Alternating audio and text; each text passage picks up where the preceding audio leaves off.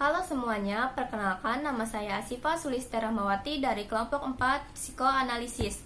Di sini saya akan mereview beberapa materi yang telah dijelaskan dalam kegiatan latihan kepemimpinan 1 dalam rangka GCC 2020. IMAPKIN yaitu Ikatan Mahasiswa Bimbingan dan Konseling Indonesia. IMAPKIN secara resmi terbentuk melalui Kongres 1 pada bulan Desember 2007 di Jakarta. IMAPKIN merupakan suatu forum silaturahmi mahasiswa bimbingan konseling seluruh Indonesia yang mana berfungsi sebagai wadah bertukar informasi dan pengalaman agar semakin memperkaya keilmuan tentang bimbingan dan konseling. Selanjutnya, tujuan IMAPKIN yaitu mewujudkan komunikasi dan koordinasi antar mahasiswa bimbingan konseling se-Indonesia, menumbuhkan eksistensi Ikatan Mahasiswa Bimbingan Konseling sebagai lembaga yang aspiratif, dinamis, dan proaktif, meningkatkan peranan mahasiswa bimbingan konseling dalam upaya mensukseskan dan mengembangkan kreativitas profesi bimbingan konseling. Selanjutnya yaitu public speaking.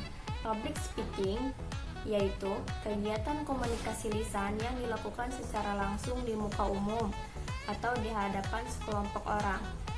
Public speaking dahulu dikenal dengan retorika. Tujuannya untuk memberikan informasi dan mempengaruhi audiens atau menyampaikan pesan. Komponen public speaking yaitu pembicara, pelaku public speaking, pendengar atau audiens, pesan atau informasi, channel atau saluran komunikasi. Stimulus pendorong info itu terbentuk, konteks, dampak, feedback, gangguan komunikasi antar anggota.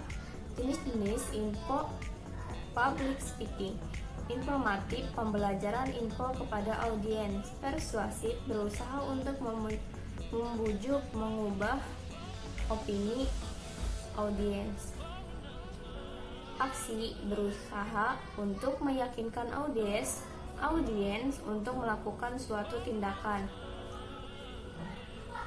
Selanjutnya, menghibur, biasa ditemui pada non-formal untuk mencairkan suasana. Faktor yang mempengaruhi public speaking: suara, ekspresi wajah, gaya bicara, pembendaharaan kata. Metode public speaking: metode naskah atau menggunakan naskah, metode hafalan yang sebelumnya dihafalkan, atau metode spontanitas. Kesalahan public speaking: yang pertama, gagap atau mengulang kata; yang kedua, berbicara dengan cepat; yang ketiga, berbicara terlalu pelan; yang keempat, suara serak; yang kelima, suara melemah pada akhir sesi; yang keenam, memberikan pernyataan sebagai pertanyaan; yang ketujuh, berbicara dengan suara monoton. Tips untuk memperlancar public speaking: harus selalu mempunyai mindset bicaralah untuk memberi. Selanjutnya, pahami poin-poin yang akan disampaikan, gunakan bahasa tubuh, berinteraksi dengan audiens, kenali audiens lebih dalam lagi, seni dalam berbicara, hindari kata pengisi atau filler word, lalu yang terakhir, banyak berlatih. Analisis SWOT adalah metode analisis perencanaan strategis yang digunakan untuk memonitor dan mengevaluasi lingkungan sebuah organisasi yang memiliki manfaat dari kekuatan, mampu mengambil keuntungan dari sebuah peluang yang ada, lalu bisa mengatasi kelemahan yang mencegah keuntungan. Selanjutnya, mampu menghadapi ancaman yang ada dan mengatasi kelemahan yang mampu membuat ancaman menjadi nyata atau menciptakan sebuah ancaman baru. Analisis SWOT bisa dikatakan sebagai alat instrumen perencanaan strategi untuk membaca kemampuan dengan menggunakan kerangka kerja, kekuatan, kelemahan, peluang, dan ancaman. Kekuatan organisasi pada umumnya yaitu sumber daya manusia, kapasitas tupoksi atau jurnalistik, keunggulan yang mempunyai keterampilan dan pengalaman yang menarik. Lalu, loyalitas. Selanjutnya, kelemahan yang memiliki buruknya birokrasi, rangkap jabatan, keterbatasan, dan tidak tertib. Peluangnya yaitu memiliki situasi mendukung, terbuka dan terpercaya, dan jaminan akademis. Dan ancamannya bukan prioritas, keadaan tempat, tidak terpercaya, dan tidak mendukung. Langkah sederhana dalam analisis SWOT yaitu setiap kekuatan memiliki kelemahan, setiap kekuatan memiliki peluang, setiap kelemahan memiliki peluang, setiap kekuatan memiliki ancaman, dan setiap kelemahan memiliki ancaman. Apa sih aksi itu? Aksi yaitu tindakan, sedangkan manajemen aksi yaitu sebuah sistem pengaturan demonstrasi yang dilakukan oleh beberapa orang untuk menggalang opini publik terhadap suatu masalah yang muncul dan berkembang sehingga diharapkan lahir sebuah perubahan sosial. Dalam manajemen aksi terdapat langkah penyiapan isu. Yang pertama yaitu penyiapan isu, selanjutnya aksi, audiens, advokasi atau pemaparan pendapat di muka umum. Apa sih audiens itu? Audiens yaitu proses dengan pendapat dua pihak atau lebih untuk membahas hal-hal tertentu. Lalu, advokasi yaitu suatu aksi atau tindakan untuk memperjuangkan kepentingan umum.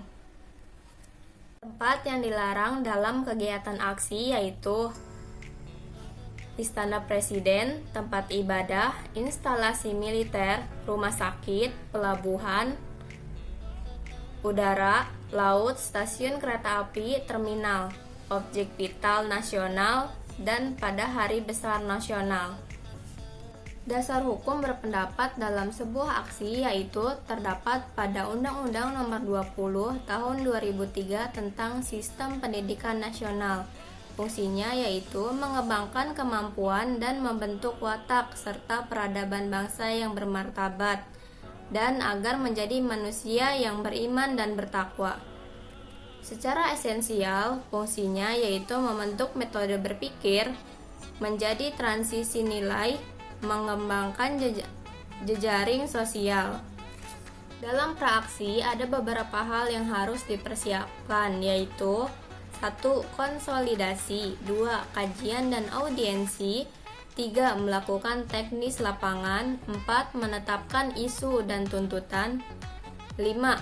Mengajukan pemberitahuan aksi, 6. Membuat perangkat aksi, 7. Membuat agenda aksi, 8. Menentukan masa aksi, 9. Menentukan titik kumpul, 10. Mempersiapkan peralatan. Dalam aksi harus menetapkan perangkat aksi, yaitu 1. Koordinator lapangan, 2. Dinamisasi, 3. Orator, 4. Humas dan media, 5. Dokumentasi, 6. Negosiator, 7. Logistik, 8. Medis dan keamanan.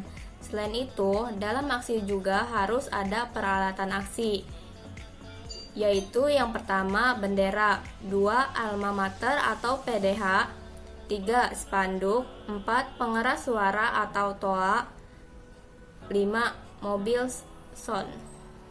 Selanjutnya ada pasca aksi. Pasca aksi bukan berarti selesai begitu saja aksinya, karena ada tujuan yang harus dicapai, yaitu 1. Absensi, 2. Evaluasi agenda aksi, jumlah masa, isu dan tuntutan, 3. Rekomendasi, 4. Menjalani eskalasi aksi, tetap naik, membangun awareness dan interest publik. Kepemimpinan atau leadership. adalah sebuah bidang riset dan juga suatu keterampilan praktis yang mencakup kemampuan seseorang atau sebuah organisasi untuk memimpin atau membimbing orang lain, tim, atau seluruh organisasi. Civitas Academica di Amerika Serikat mengartikan kepemimpinan sebagai sebuah proses pengaruh sosial yang di dalamnya terdapat seseorang yang dapat melibatkan bantuan dan dukungan. Selain itu, dalam usaha mencapai suatu tujuan bersama. Jadi, definisi kepemimpinan yaitu kemampuan untuk mempengaruhi perilaku seseorang atau sekelompok orang untuk mencapai tujuan tertentu dan pada situasi tertentu.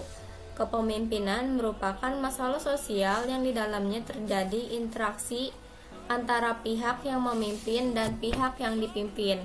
Fungsi kepemimpinan yaitu dalam suatu organisasi tidak dapat dibantah, yakni merupakan sesuatu fungsi yang sangat penting bagi keberadaan dan kemajuan organisasi yang bersangkutan. Pada dasarnya, fungsi kepemimpinan memiliki dua aspek, yaitu fungsi administrasi, yakni mengadakan formulasi kebijaksanaan administrasi dan menyediakan fasilitasnya.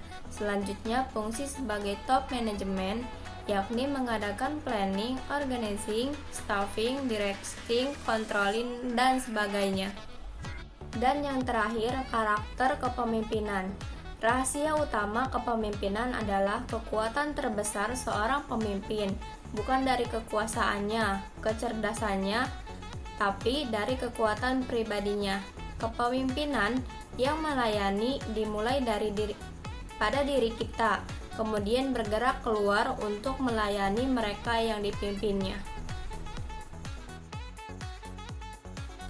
Teknik persidangan. Persidangan merupakan forum formal suatu organisasi guna membahas masalah tertentu dalam upaya menghasilkan keputusan yang akan menjadi sebuah ketetapan dan aturan-aturan yang jelas. Jadi definisinya yaitu sebagai pertemuan formal organisasi guna menghasilkan suatu keputusan. Jenis-jenis persidangan. Yang pertama, sidang komisi yang hanya diikuti oleh anggota komisi saja. Yang kedua, sidang pleno diikuti oleh seluruh peserta sidang. Yang ketiga, sidang paripurna diikuti seluruh peserta dan peninjau. Selanjutnya, istilah-istilah dalam persidangan. Yang pertama, pending atau menghentikan sidang sejenak. Yang kedua, skorsing atau menghentikan sidang sejenak untuk lobbying. Yang ketiga, lobbying atau proses diskusi antar peserta. Yang keempat, pencerahan, upaya untuk meluruskan kesalahpahaman. Yang kelima, voting, proses pengambilan keputusan. Yang keenam, deadlock, yaitu kondisi tidak menemukan KAC. Yang ketujuh, walk out, yaitu peserta sidang keluar ruangan dengan alasan tidak menyetujui sidang. Yang kedelapan, quorum, yaitu syarat jumlah peserta sidang agar keputusan sidang sah. Yang kesembilan, interupsi, yakni memotong pembicaraan orang lain. Yang kesepuluh, prosidang, yakni hasil ketetapan sidang atau musyawarah yang telah ditentukan atau dibukukan. Yang ke-11, konsideran, yaitu proses menimbang dalam menetapkan putusan sidang. Yang ke-12, PK atau peninjauan kembali, yakni mereview keputusan yang telah disepakati. Macam-macam interupsi. Yang pertama yaitu interupsi point of order, yaitu untuk mengajukan pendapat. Yang kedua yaitu interupsi point of information, yaitu untuk memberikan informasi. Yang ketiga, interupsi point of clarification, yaitu untuk mengklarifikasi masalah.